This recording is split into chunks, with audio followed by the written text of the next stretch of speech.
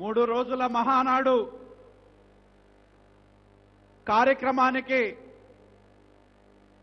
రథసారథి మనందరి ప్రియతమ నాయకుడు ఆంధ్రప్రదేశ్ ముఖ్యమంత్రి తెలుగుదేశం పార్టీ జాతీయ అధ్యక్షుడు శ్రీ నారా చంద్రబాబు నాయుడు గారు వేదిక మీద ఆసీనులైన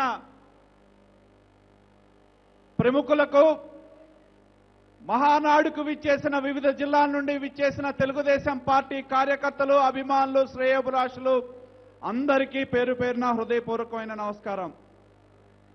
మనందరికీ తెలిసినదే, నీరు లేనిదే మానవ జాతి మనుగడ లేదు. అటువంటి నీటిని, నీటి రంగ వ్యవస్థని, నీటిపారుదల వ్యవస్థని గత 10 సంవత్సరాల కాలంలో కాంగ్రెస్ ప్రభుత్వం అధికారంలో ఉన్న కాలంలో ఈ వ్యవస్థని నిర్వీర్యం చేసిన విషయాన్ని గుర్తు చేస్తా ఉన్నా. 10 సంవత్సరాల కాంగ్రెస్ పాలన ఒక స్పష్టమైన విధానాలు లేనందువలన, ప్రాధాన్యతలు లేనందువలన ఈనాడు ఆ రంగం అధోగతి పాలైన విషయాన్ని గుర్తు చేస్తా ఉన్నా.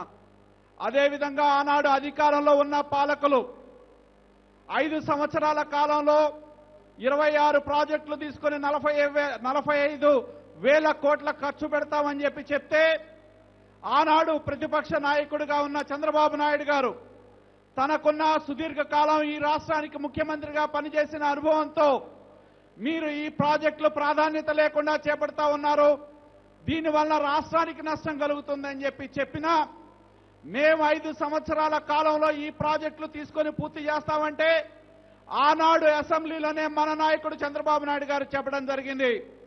5 సంవత్సరాల కాలంలో మీరు ఏ ప్రాజెక్టులు అయితే తీసుకున్నారో వాటిని పూర్తి చేస్తే అసెంబ్లీ సాక్షిగా మేము సన్మానం చేస్తామని చెప్పి ఆనాడు నిండు సభలో చెప్పడం జరిగింది.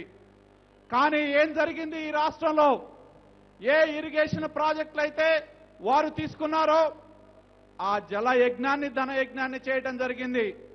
ఆ ప్రాజెక్టులు ఏవైతే వారు తీసుకున్నారో వారికి సంపదను సంపాదించుకోవడానికి వారు కామధేనువుల్లాగా ఉపయోగపడిన విషయాన్ని గుర్తు చేస్తా ఉన్నా. ఈనాడు ఆనాడున్న పాలకులు, ముఖ్యమంత్రిగా ఉన్న రాజశేఖర రెడ్డి గారి కాలంలో రాష్ట్ర ప్రయోజనాలకు అన్యాయం జరుగుతూ ఉంది, రైతాంగ ప్రయోజనాలకు అన్యాయం జరుగుతూ ఉంది. ఏదైతే బ్రిజేష్ కుమార్ ట్రిబ్యునల్ ఏదైతే ఉందో కృష్ణా జలాలకు పంపిణీకి సంబంధించి దానిలో మనం రాష్ట్రానికి సంబంధించి సమర్థవంతమైన వాదనలు వినిపించడం లేదు, సమర్థవంతమైన లాయర్లను పెట్టడం లేదు, దానివల్ల రాష్ట్ర ప్రయోజనాలకు విఘాతం కలుగుతా ఉందని చెప్పినా ఆనాటి పాలకులు పట్టించుకునే పరిస్థితి. ఏదైతే ఇవాళ మాట్లాడుతూ ఉన్నారో కరువు ప్రాంతాలుగా, కరువు జిల్లాలుగా ఉన్న ప్రాంతాలు ఏవైతే ఉన్నాయో ఆ ప్రాంతాల్లో తీసుకున్న మిగులు జలాలుగా ఆధారపడ్డ ప్రాజెక్టులు ఏవైతే ఉన్నాయో, హంద్రి, నీవా, గాలేరు, నగరి కావచ్చు, వెలుగొండ ప్రాజెక్టులు ఏవైతే ఉన్నాయో ఆ మిగులు జలాలకు ఆధారంగా చేపట్టిన ప్రాజెక్టులకి మేము హక్కు కోరబోము అని చెప్పి మరణ శాసాన్ని లిఖించింది ఆనాటి పాలకులు కాదా అని చెప్పి మేము ప్రశ్నిస్తా ఉన్నాం. ఈనాడు తెలుగుదేశం పార్టీ ప్రతిపక్షంలో ఉన్న కృష్ణా, గోదావరి నదుల మీద చేపట్టిన అక్రమ ప్రాజెక్టులు ఏవైతే ఉన్నాయో వాటికి వ్యతిరేకంగా పోరాడిన స్ఫూర్తిని గుర్తు చేయదలుచుకుంటా ఉన్నా. ఆనాడు బాబ్లీకి వ్యతిరేకంగా గోదావరి మీద అక్రమ ప్రాజెక్టుల నిర్మాణం చేపడితే ఆనాటి మన నాయకుడు చంద్రబాబు నాయుడు గారి నేతృత్వంలో శాసనసభ్యులుగా మేమందరం కూడా మహారాష్ట్రకు వెళ్తే ఆనాడు అక్కడ అధికారంలో ఉన్న కాంగ్రెస్ ప్రభుత్వం యొక్క దమన నీతికి మా మీద ఉపయోగించిన విషయాన్ని ఒక్కసారి గుర్తు చేస్తా ఉన్నా. వాటన్నిటిని కూడా అధిగమించి పోరాటి స్ఫూర్తిని చూపెట్టిన నాయకుడు మన నాయకుడు చంద్రబాబు నాయుడు గారు. రాష్ట్ర ప్రయోజనాలే మిన్న, రైతాంగ ప్రయోజనాలే మిన్న అని చెప్పి వాళ్ళు ఎంత దమనకాండను మా మీద సాగించినా వాటన్నిటినీ కూడా ఎదుర్కొని ముందుకు సాగిన యోధుడు మన నాయకుడు చంద్రబాబు నాయుడు గారు అని చెప్పి తెలియజేస్తా ఉన్నా. ఆనాటున్న ప్రభుత్వాల దృష్టికి తీసుకెళ్లే ప్రయత్నం చేశాం. ఇది రాష్ట్ర ప్రయోజనాలకి మంచిది కాదు, రైతాంగ ప్రయోజనాల్ని మనం శాశ్వతంగా నష్టపోతా ఉన్నాం, మీరు కనీసం కళ్ళు తెరవండి, రాష్ట్ర ప్రయోజనాలను కాపాడండి అని చెప్పి మనం చెప్పే ప్రయత్నం చేసినా కూడా వినిపించుకునే నాదుడు పాలకులు లేని పరిస్థితి అని చెప్పి తెలియజేస్తా ఉన్నా. అదేవిధంగా మన నాయకుడు ప్రతిపక్ష నాయకుడిగా సుదీర్ఘకాలం మరి మన రాష్ట్రంలో 2,800 కిలోమీటర్లు ఆయన పాదయాత్ర చేయడం జరిగింది. పాదయాత్ర కాలంలో ఎంతో మంది రైతులను కలవటం జరిగింది. ఎన్నో ప్రాజెక్టులు సందర్శించారు. అటువంటి పాదయాత్రలో ఎంతో మంది రైతుల యొక్క కడగండ్లు వారు విన్న పరిస్థితి, వారి దృష్టికి తీసుకొచ్చిన పరిస్థితి ఒకసారి గుర్తు చేస్తా ఉన్నా. మరి ఆంధ్రప్రదేశ్ ప్రజలు ఇవాళ మనకి చంద్రబాబు నాయుడు గారి యొక్క నాయకత్వం మీద మన మీద నమ్మకంతో అధికారాన్ని కట్టబెట్టిన విషయాన్ని మనం గుర్తుంచుకోవాల్సిన అవసరం ఉంది. దాన్ని దృష్టిలో పెట్టుకొని ఇవాళ ఈ ప్రభుత్వం ముఖ్యమంత్రిగా చంద్రబాబు నాయుడు గారు ప్రమాణ స్వీకారం చేసిన తర్వాత ఈ యొక్క నీటిపారుదల రంగానికి అత్యధిక ప్రాధాన్యత ఇచ్చిన విషయాన్ని గుర్తుంచుకోవాలని చెప్పి కూడా తెలియజేస్తా ఉన్నా. ఒక్క విషయాన్ని నేను మీ దృష్టికి తీసుకొస్తా ఉన్నా. మనందరం కూడా గుర్తుంచుకోవాల్సిన అవసరం ఉంది. ప్రజలు మనకు అధికారాన్ని అప్పజెప్పిన చంద్రబాబు నాయుడు గారు ఇంకా ముఖ్యమంత్రిగా ప్రమాణ స్వీకారం చేయకముందే ఈ రాష్ట్ర ప్రయోజనాలు మనకు ముఖ్యం, ఈ రాష్ట్ర ప్రయోజనాలను మనం శాశ్వతంగా కాపాడుకోవాలనే ఆలోచనతో మనందరికీ తెలుసు, రాష్ట్ర విభజన సందర్భంగా పోలవరం ప్రాజెక్టు విభజన చట్టంలో జాతీయ హోదా ఇస్తామని చెప్పారు. కానీ ఏదైతే ముంపుకు గురైన మండలాలు ఏవైతే ఉన్నాయో అవి ఆంధ్రప్రదేశ్లో లేకపోతే పోలవరం నిర్మాణం సాధ్యం కాదు అని చెప్పి దూరదృష్టితో ఆలోచించిన నాయకుడు మన చంద్రబాబు నాయుడు గారు. ఈ రాష్ట్రానికి ముఖ్యమంత్రిగా ప్రమాణ స్వీకారం చేయకముందే మేము ఆయనతో దగ్గరగా ఉండి చూశాం.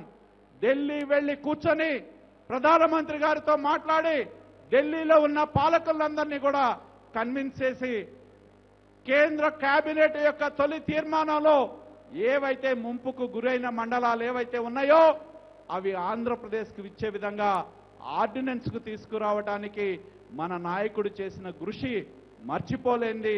అది పోలవరం నిర్మాణం ఇవాళ జరుగుతూ ఉంది. పోలవరం నిర్మాణం కళ సాకారం అవుతుందంటే అది ఆ 7 మండలాలు మనకు రావటం వల్లే ఇవాళ పోలవరం నిర్మాణం మనకు సాధ్యపడుతుందనే విషయాన్ని గుర్తు చేస్తా ఉన్నా. అదే కాదు, ఇవాళ ఈ రాష్ట్రంలో ఎన్నో ప్రాజెక్టులు గతంలో రూపుదిద్దుకోవడం జరిగింది. కానీ మనకున్న వనరులను దృష్టిలో పెట్టుకొని ఈ రాష్ట్రంలో కరువు పీడిత ప్రాంతాలు ఏవైతే ఉన్నాయో, వెనుకబడిన జిల్లాలు ఏవైతే ఉన్నాయో వాటిని ప్రాధాన్యత క్రమంలో తీసుకొని ఈ రాష్ట్రంలో 7 ప్రాజెక్టులు 2 సంవత్సరాల కాలంలో పూర్తి చేయాలని చెప్పి నిర్ణయం తీసుకోవడం జరిగింది. ఒక వంశధార కావచ్చు, ఒక తోటపల్లి కావచ్చు, ఒక వెలుగొండ కావచ్చు, ఒక గుండ్లకమ్మ కావచ్చు, ఒక హంద్రీనివా కావచ్చు, ఒక గాలేరి నగర కావచ్చు, ఒక పోలవరం కావచ్చు.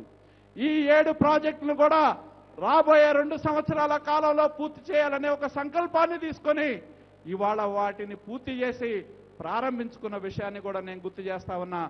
ఏ తోటపల్లి ప్రాజెక్టుకైతే ఆనాడు 1994-2004 మధ్య చంద్రబాబు నాయుడు గారు ముఖ్యమంత్రిగా ఉన్న కాలంలో శంకుస్థాపన చేశారో అదే ప్రాజెక్టుని మళ్ళీ తిరిగి ఆయన ముఖ్యమంత్రి అయిన తర్వాత వారి చేతుల మీదుగా జాతికి అంకితం చేసిన విషయాన్ని గుర్తు చేస్తా ఉన్నా. ఏ హంద్రీనివా ప్రాజెక్ట్ అయితే వారు ముఖ్యమంత్రిగా ఉన్న కాలంలో శంకుస్థాపన చేశారో ఆ హంద్రీనివా ఫేజ్ 1ని కంప్లీట్ చేసి కర్నూలు, అనంతపూర్ జిల్లాలో ఈ 2 సంవత్సరాల కాలంలో 17 టీఎంసీల నీళ్లు ఇచ్చిన విషయాన్ని కూడా నేను గుర్తు చేస్తా ఉన్నా. ఆ విధంగా మనం ప్రాధాన్యతలు తీసుకొని ఈ 2 సంవత్సరాల కాలంలో బడ్జెట్లు కేటాయించిన దానికంటే అత్యధికంగా దాదాపు 14,000 కోట్ల రూపాయలు ఖర్చు పెట్టిన విషయాన్ని గుర్తు చేస్తా ఉన్నా. అదే కాదు, మనందరికీ తెలుసు, దేశంలో నదుల అనుసంధానం అనేది ఒక జాతీయ స్థాయిలో చర్చ జరిగిన రోజులు. ఆనాడు కేంద్రంలో ఎన్డీఏ ప్రభుత్వం వాజ్పేయి గారు ప్రధానమంత్రిగా ఉన్న కాలంలో దేశంలో నదుల అనుసంధానం కమిటీ ఏర్పాటు చేస్తే ఆ కమిటీకి సారథ్యం వహించింది మన నాయకుడు నారా చంద్రబాబు నాయుడు గారు అని చెప్పి తెలియజేస్తా ఉన్నా. మరి నదుల అనుసంధానం ఈ దేశంలో ఒక కలగా మిగిలిపోయిన పరిస్థితుల్లో చంద్రబాబు నాయుడు గారు ఆలోచించడం జరిగింది. పోలవరం నిర్మాణం కొంత సమయం పడతా ఉంది. పోలవరం కుడి కాలువ ఇప్పటికే కొంత నిర్మాణంలో పురోగతిలో ఉండి పూర్తి చేసుకోవడం జరిగింది. దాన్ని వినియోగంలోకి ఏ విధంగా తేవాలి అని చెప్పి ఆయన ఎంతో మంది మేధావులతో చర్చించి మరి ఆయన మానసిక పుత్రిక పట్టిసీమ చాలా మంది విమర్శలు చేస్తా ఉన్నారు.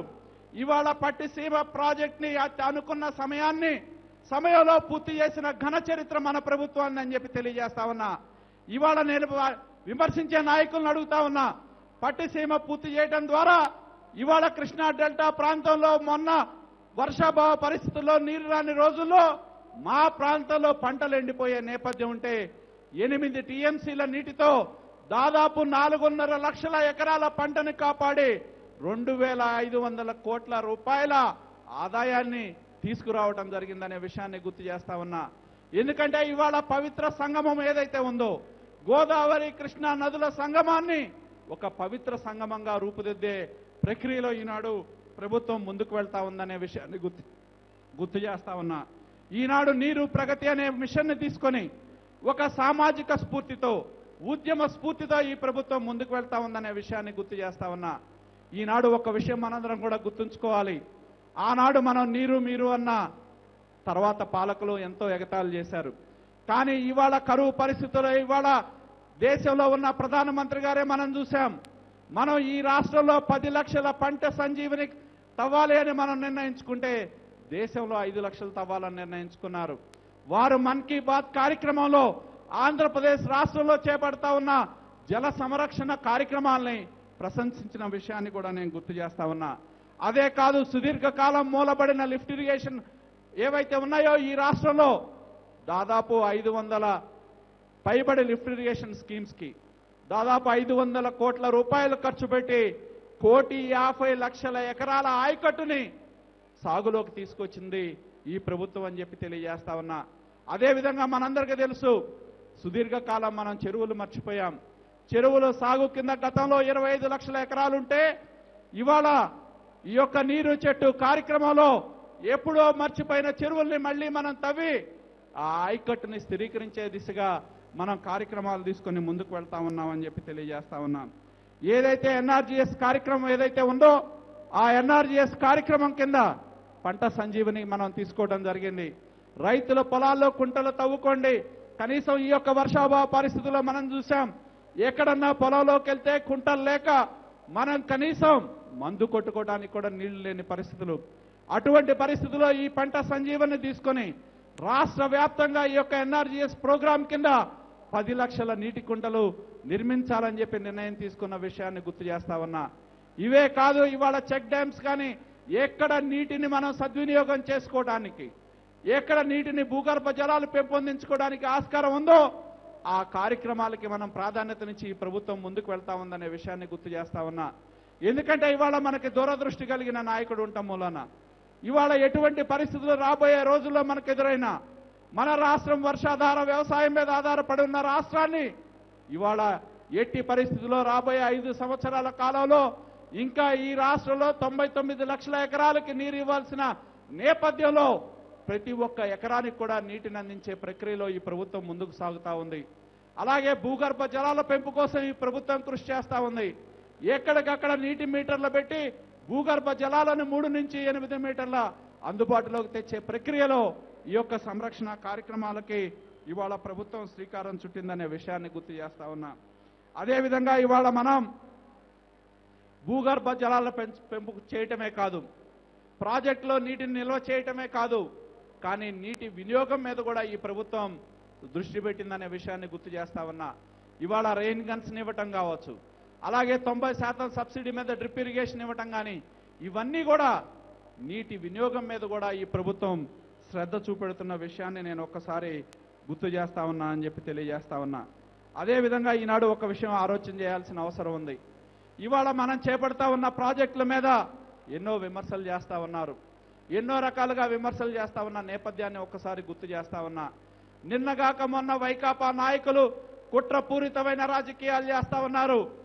వాళ్ళు ఈనాడు చంద్రబాబు నాయుడు గారు ఆ రాజధాని నిర్మాణం చేస్తామంటే రాజధానికి వ్యతిరేకం అంటారు, అలాగే పట్టిసీమ చేస్తామంటే పట్టిసీమకు వ్యతిరేకం అంటారు. ఈ మధ్యకాలంలో వారు ఈ యొక్క ఏదైతే మనం తీసుకుంటా ఉన్న ప్రాజెక్టులు ఏవైతే ఉన్నాయో వాటిని మీద అనవసరమైన విమర్శలు చేస్తా ఉన్న నేపథ్యాన్ని ఒక్కసారి గుర్తు చేస్తా ఉన్నా. నేను ఈనాడు అడుగుతా ఉన్నా, ఈ రాష్ట్ర ప్రయోజనాల కోసం, ఈ రాష్ట్రంలో ఉన్న రైతాంగ ప్రయోజనాలను కాపాడటానికి తెలుగుదేశం పార్టీ ఆనాడు అధికారంలో ఉన్న ప్రతిపక్షంలో ఉన్న పోరాట స్ఫూర్తిని చూపెట్టింది తెలుగుదేశం పార్టీ, మన నాయకుడు చంద్రబాబు నాయుడు గారు. ఇవాళ నేను సూటిగా అడుగుతా ఉన్నా, ఇవాళ ఎవరైతే వైకాపా నాయకులు జగన్మోహన్ రెడ్డి ఏదైతే ఉన్నాడో ఇవాళ వాళ్ళు తెలంగాణ ప్రాంతంలో చేపట్టిన ప్రాజెక్టుల్లో మీరు కాంట్రాక్టులు పొందిన వాటా వాస్తవా కాదా అని చెప్పి నేను అడుగుతా ఉన్నా. ఇవాళ ఏదైతే పాలమూరు రంగారెడ్డి ప్రాజెక్టు గురించి మాట్లాడుతూ ఉన్నారో, రాయలసీమకు అన్యాయం జరుగుతూ ఉందని మొసల కన్నీరు కారుస్తా ఉన్నారో, ఆ ప్రాజెక్టుల్లో మరి ఇక్కడే ఈ ప్రాంతానికే సంబంధించిన ఎంపీ మిథున్ రెడ్డి గారి కంపెనీ. అలాగే ఈ జిల్లాలోనే ప్రజాప్రాతినిధ్యం వహిస్తా ఉన్న ఎమ్మెల్యే రామచంద్రారెడ్డి గారి కంపెనీ. అదే విధంగా ఖమ్మం ఎన్నికల సందర్భంగా ఈ యొక్క ప్రాజెక్టులు దక్కించుకున్న తర్వాత టీఆర్ఎస్ పార్టీలో చేర్పించిన వాళ్ళ ఎంపీ పోలారెడ్డి శ్రీనివాసరెడ్డి ఎవరైతే ఉన్నారో ఆ యొక్క ప్రాజెక్టులో వేల కోట్ల రూపాయలు కాంట్రాక్టులు పొందిన మాట వాస్తవం కాదా అని చెప్పి మేము అడుగుతా ఉన్నాం. ఎవరి కోసం ఈ దొంగ దీక్షలు చేస్తా ఉన్నారు, ఎవరి కోసం ఈ కొంగ జపాలు చేస్తా ఉన్నారని చెప్పి ప్రశ్నిస్తా ఉన్నాం. ఒకవైపేమో మీరు తెలంగాణ ప్రాజెక్టులో మీరు కాంట్రాక్టులు పొంది ఇక్కడ ఈ రాష్ట్రానికి రాష్ట్ర ప్రయోజనాలను దెబ్బతీసే విధంగా పనిచేస్తా ఉన్నారని చెప్పి తెలియజేస్తా ఉన్నా. ఈనాడు తెలుగుదేశం ప్రభుత్వం ముఖ్యమంత్రి చంద్రబాబు నాయుడు గారి యొక్క నేతృత్వంలోని ప్రభుత్వం ఎట్టి పరిస్థితుల్లో ఆంధ్రప్రదేశ్ రాష్ట్రానికి సంబంధించి ఆంధ్రప్రదేశ్ రాష్ట్రంలో రైతాంగ ప్రయోజనాలకు సంబంధించి కృష్ణా జలాల మీద గోదావరి జలాల మీద రాజీ లేని పోరాటం మేము చేస్తా ఉన్నాం.